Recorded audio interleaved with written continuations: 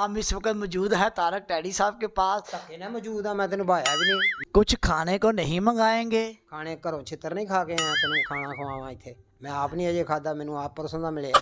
ਯਾਰ ਤੈਨੂੰ ਤਕਲੀਫ ਆ, ਜੁਗਤ ਤੇਰੀ ਮੌਤ ਆ ਕਿ ਜੁਗਤ ਮੈਂ ਕਰਨਾ ਤੇਰਾ ਹਾਸਾ ਨਿਕਲਦਾ ਹੈ। ਔਰ ਤੁਸੀਂ ਕਿਸ ਤਰ੍ਹਾਂ ਪਹੁੰਚੇ ਹੋ? ਤੁਹਾਡੇ ਕੋਲ ਕਿਰਾਇਆ ਹੈ ਜਿਹੜਾ ਮੇਰੇ ਤੱਕ ਪਹੁੰਚ ਗਏ? ਨੀਵੇਂ ਹੀ ਹੋ ਜਾਓ, ਵਰਨਾ ਮੈਂ ਧੌਣ ਤੋਂ ਫੜ ਕੇ ਤੁਹਾਨੂੰ ਦੋਵਾਂ ਨੂੰ ਕੱਢ ਦੇਣਾ ਬਾਹਰ। ਇਹ 'ਚ ਬਿਹਤਰ ਉਹ ਨੌਕਰ ਦਰਵਾਜ਼ਾ ਖੋਲ, ਆਪੇ ਨਿਕਲ ਜਾਣਾ। क्या आप अपने बच्चों को इस फील्ड में लाना पसंद करेंगे या नहीं? ਯਾਰ ਤੂੰ ਕਿਉਂ ਘਟੀਆ ਗੱਲਾਂ ਕਰ ਰਿਹਾ? ਬੱਚਿਆਂ ਦਾ ਕੀ ਕੰਮ ਫੀਲਡ ਦੇ ਵਿੱਚ? सच याद आया, हम भूल गए। ਬਹੁਤ ਦੂਰ ਨਾ ਹੁੰਦਾ, ਤੇਰੇ ਸਿਰ 'ਚ ਛਿੱਤਰ ਮਾਰਦੇ ਰਹੀਏ, ਤੈਨੂੰ ਯਾਦ ਆਉਂਦਾ ਰਹੇ ਯਾਰ। ਕਮਾਲ ਦਾ।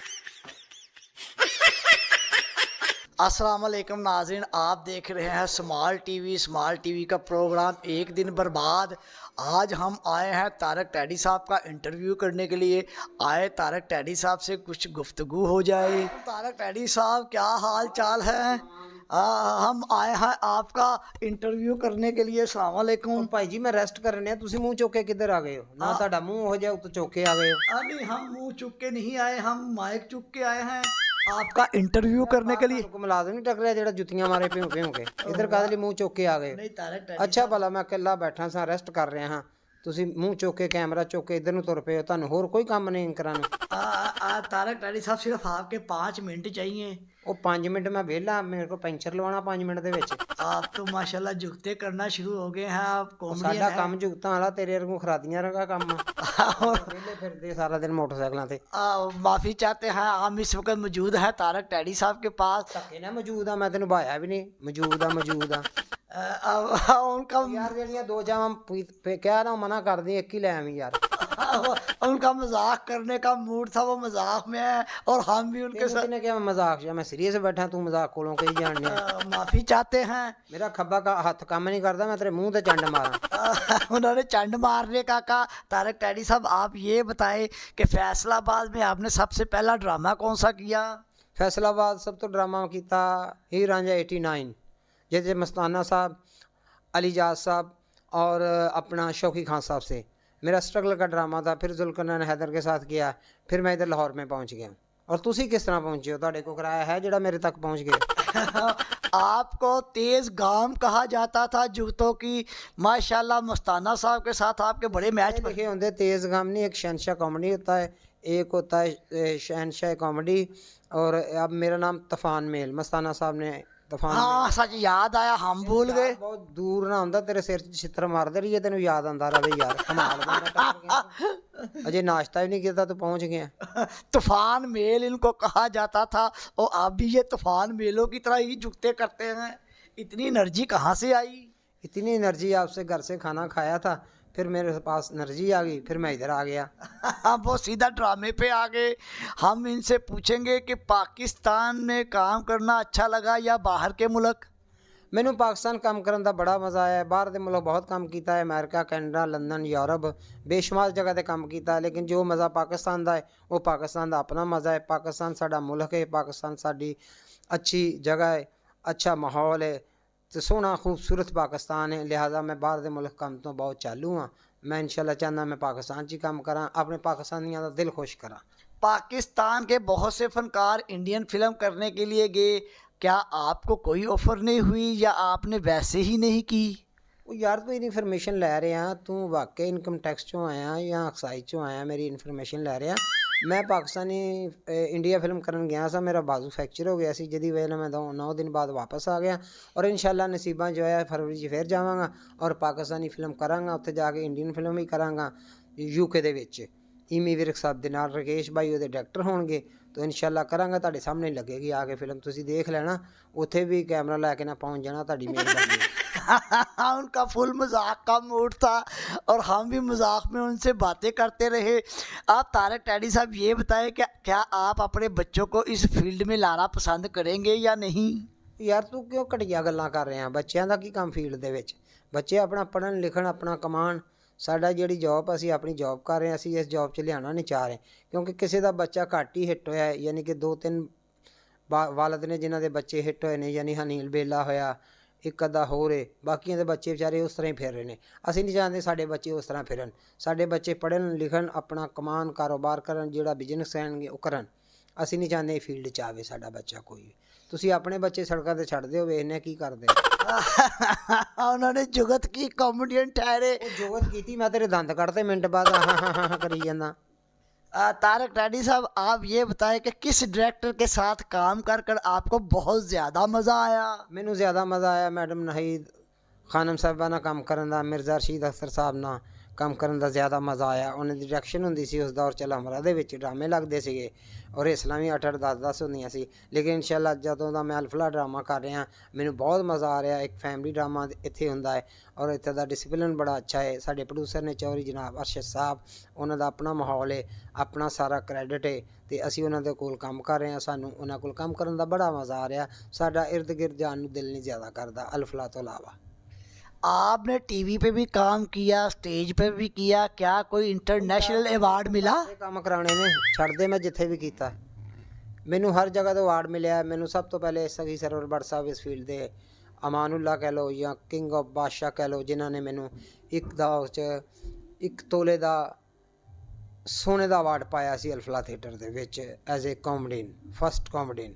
ਮੇਰੇ ਕੋਲ ਅੱਜ ਵੀ ਮੌਜੂਦ ਪਿਆ ਹੈ। ਮੈਂ ਉਹਨਾਂ ਦਾ ਸ਼ੁਕਰੀਆ ਅਦਾ ਕਰਦਾ ਸੇਲ ਐਂਡ ਕੰਪਨੀ ਦਾ ਕਿ ਉਹਨਾਂ ਨੇ ਖੁਦ ਅਲਫਲਾ ਥੀਏਟਰ ਦੇ ਵਿੱਚ ਆ ਕੇ ਮੈਨੂੰ ਸੋਨੇ ਦਾ ਅਵਾਰਡ ਦਾ ਤਮਗਾ ਦਿੱਤਾ ਸੀਗਾ।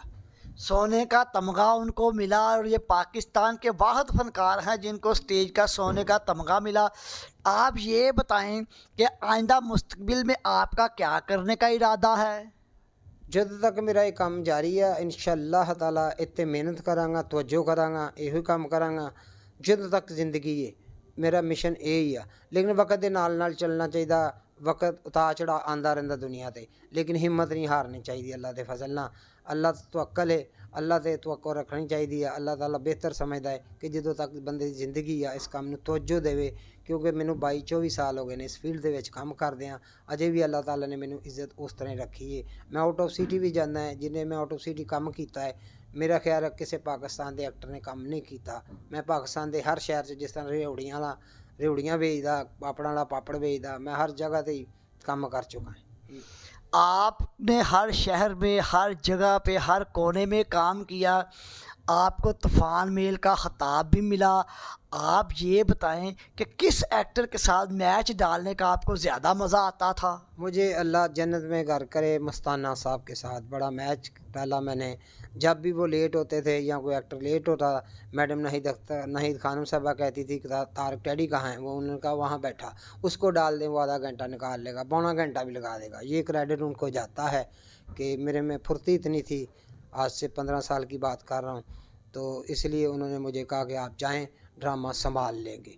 तो मुझे अमानुल्लाह साहब के साथ भी काम किया, बब्बू साहब के साथ भी काम किया, अलबेला साहब के साथ काम किया, आबिद खान साहब के साथ काम किया, शौकी खान साहब के साथ किया, मोइन अख्तर के साथ काम किया, उमर शरीफ के साथ काम किया। लेकिन जो मुझे मस्ताना साहब के साथ मज़ा आया, मुझे किसी के साथ मज़ा नहीं आया।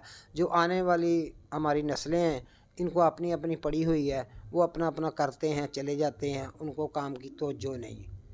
आपको एक बात बताएं, तारक टैडी साहब एक वाहिद फ़नकार हैं जो इनके पास हाली जोली लेकर आता है और ये उनका हर काम पूरा करते हैं, शफ़क़त का हाथ रखते हैं, मस्कीन यतीम बच्चों का ख्याल रखते हैं।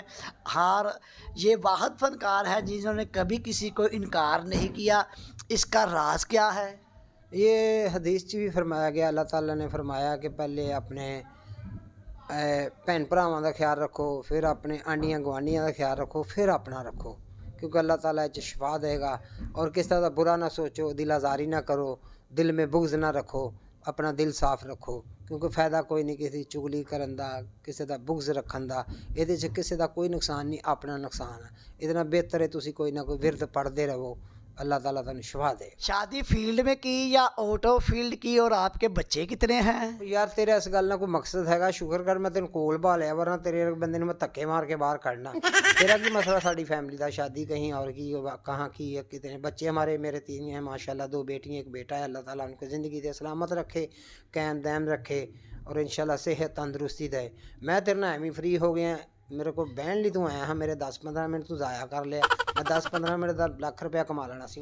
कुछ खाने को नहीं मंगाएंगे? खाने घरों छितर नहीं खा के आया, तेन खाना खवावा इत्थे। मैं आप नहीं अजे खादा, मैनू आप परसों का मिले। उन्होंने फिर जुगत की, कॉमेडियन टैड है। जुगत तेरी छेड़ है, तेन जुगत की है, जा तू अपना काम कर जाके। ਮੇਰਾ ਟਾਈਮ ਵੇਸਟ ਕਰਨ ਆ ਗਿਆ। ਚੰਗਾ ਭਲਾ ਮੈਂ ਬੈਠਾ ਸਾਂ, ਠੰਡ ਉਤੋਂ ਇੰਨੀ ਪੈਣ ਦੀ ਆ, ਬੰਦੇ ਨਾਲ ਬੰਦਾ ਨਹੀਂ ਜੁੜਨ ਦਿਆ।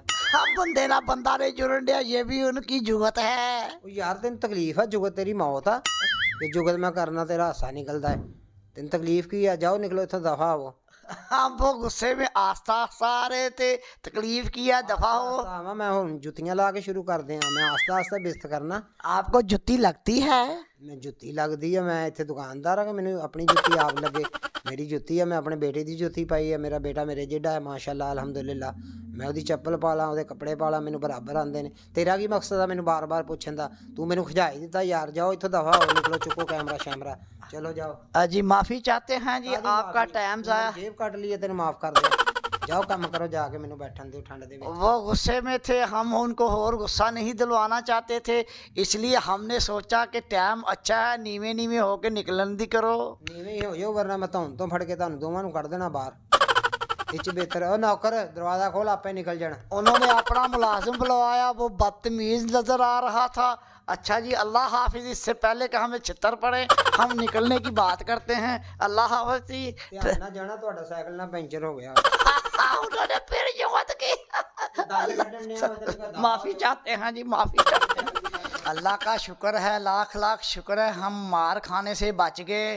और तारक टैडी साहब के गार्ड ने हमें कुछ नहीं कहा, क्योंकि हम उसको पहले ही मिल चुके थे, यानी कि 100 का नोट दे चुके थे। आप देख रहे हैं स्मॉल टीवी, एक दिन बर्बाद। अल्लाह हाफिज़।